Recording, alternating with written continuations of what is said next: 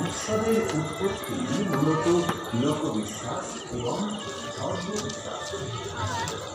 আমাদের দেশে ধর্মীয় বিশ্বাসজনিত উৎসবই ব্যাপকতা লাভ করেছে।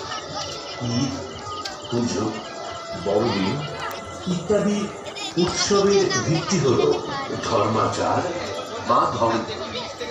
ধর্ম বিশ্বাস নির্বিশেষে সকলের কাছে ঐতিহ্যগত সামাজিক উৎসব।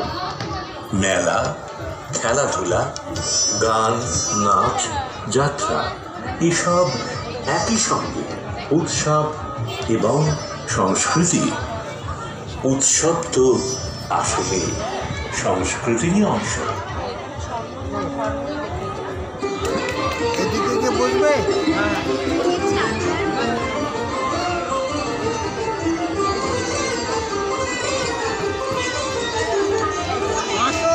ঘুমোচ্ছে